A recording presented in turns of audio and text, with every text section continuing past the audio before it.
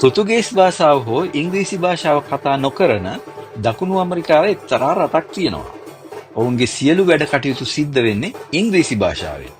ඒ වගේම මන්තර ගුරුකම් තදින් විශ්වාස කරන ඔවුන් ලෝකෙටම අමතකුණු රටක තමයි ජීවත් වන්නේ. ඒ රටේ නම තමයි ගයානාව. ඔබ හිතනවා නම් දකුණු ඇමරිකාව පිළිබඳ ඔබ සියලු දේ දන්නවා කියලා. ඒ ගැන දෙසරයක් හිතලා බලන්න. ඉංග්‍රීසි භාෂාව කතා කරන ඔවුන්ගේ මාර්ග සංඥාවල සිට පාසල දක්වාත් අධිකරණය දක්වාත් සියලු වැඩ කටයුතු සිද්ධ වෙන්නේ ඉංග්‍රීසි භාෂාවෙන්. ඒ අය දන්නවද? ගයානාව බ්‍රිතාන්‍යයේ යටත් විජිතයක්ව පැවති නිසා. මෙහි ඉන්දීය, අප්‍රිකානු, පෘතුගීසි, චීන, ඇමරිකානු සම්භවයක් ඇති විවිධ පිරිස් ජීවත් වෙනවා. නීතියෙන්ම ඔවුන්ට යන්ත්‍ර මන්ත්‍ර ගුරුකම් විශ්වාස කිරීමේ අයිතියක් ලබා දීලා තියෙනවා. ගයානාව තුළ නයගරා ඇල්ලමෙන් 5 ගුණයක් තරම් උසින් යුතු කයටුවර් දිය ඇල්ල පිහිටා තිබෙනවා. ලෝකයේ තිබෙන දිය ඇලි අතර මේ දිය ඇල්ලට සුවිශේෂී ස්ථානයක් හිමිවන්නේ මෙයින් කඩා හැලෙන ජලය අතරමැද කිසිම බාධකයක් නොමැතිව තනි රේඛාවක් විදියට එක දිගට පහළට කඩා හැලීම නිසා.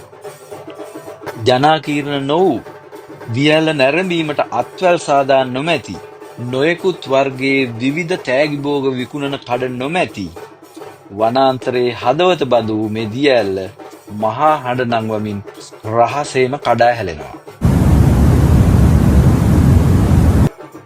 ගයානාවේ 80%ක් පමණ වනාන්තරවලට මෙතෙක් කිසිවකුත් පය තබා නැහැ. සමහර ගෝත්‍රවලට අයත් මිනිසුන් අදටත් මහා වනය මැද ජීවත් වෙනවා. එල්ල උපයෝගී කරගෙන දඩයම් කරමින් අන්තර්ජාල පහසුකම් නොමැතිව, විදුලිය නොමැතිව අදටත් පොත්පත්වල පවා නොලියවුණු පැරණි භාෂා කතා කරමින් ඔවුන් ජීවත් වෙනවා. ඔවුන් ඉතාමත් නිහඬ බවට ආදරය දක්වන අතර නවීකරණය වීමට කිසිම ආසාවක් දක්වන්නේ නැහැ. මේ අභිරහස් ඝන වනාන්තර ඇතුලේ පිහිටි එක්තරා ආරාමයක මිනිස් ඉතිහාසයේ අඳුරම සිද්ධියක් වෙලා තියෙනවා. ජෝන්ස්ටවුන් කියන මෙම ප්‍රදේශයේදී මිනිසුන් 900කට වැඩි ප්‍රමාණයක් සොකැමැත්තෙන් සිය දිවි හානි කරගෙන තිබෙනවා.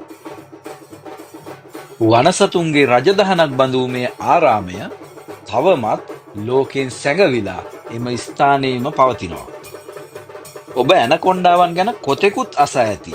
නමුත් ඔබ ගයානාවට ගියොත් විශාලම ඇනකොන්ඩාවන් දැකගත හැකියි.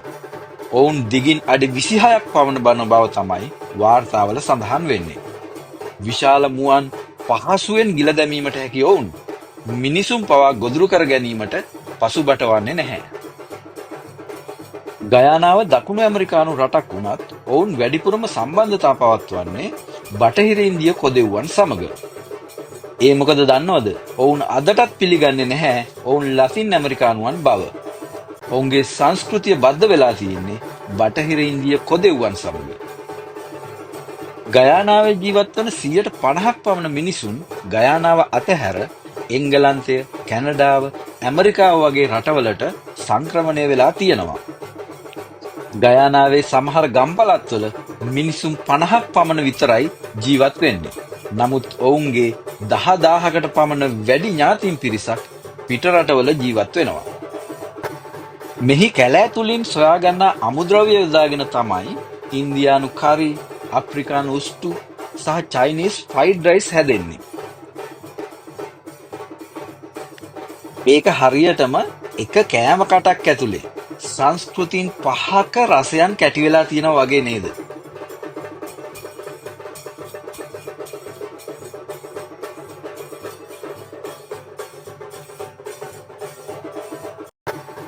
ගයානාවේ සංවර්ධනය නොවූ විශාල මාර්ග පද්ධති නොමැති නිසා ඔවුන් වැඩිපුරම ගමනාගමනය සඳහා භාවිතා කරන්නේ බෝට්ටු. මාර්ග තදබද නැති, ඌබර් ටැක්සි නැති, GPS නැති ඔවුන් සතු ඇත්තේ ගංගා ඇලදොල සහ ඉමක් නොපෙනෙන අහසත් සහජ බුද්ධියත් පමණයි. ගයානාව තුළින් විශාල බොරතෙල් සංචිතයක් සොයාගෙන තියෙනවා. ඇතැමුන් පවසන්නේ දකුණු ඇමරිකාවේ ධනවත්ම රට වීමට තරම් එය ප්‍රමාණවත් කියලා. නමුත් ඇතැම් දෙනෙක් කියන්නේ ස්වදේශිකයන්ගේ ඇහැට දකින්නත් කලින් කවුරුන් හෝ ඒවා සොරකම් කරගෙන යාවි කියලා. අප්‍රිකානු බෙරවාදනයකට පාද තබමින් ඉන්දියානු චාරිත්‍ර සහිත මගුල් ගෙදරක චීන කෑම රස විඳිමින් එංගලන්ත උච්චාරණයට ඉංග්‍රීසි භාෂාව කතා කරන මිනිසුන් දැකීමට ඔබටත් අවශ්‍ය නම් යන්න ගයානාවට. ඒක හරියට ලෝකෙ මහද්වීප 5ක් ලෝකෙටම අමතකුණු එක රටක් ඇතුලේ තියෙනවා වගේ. එහෙමනම් මම ගිහිල්ලා එන්නම්. ඔබට සුබ දවසක්.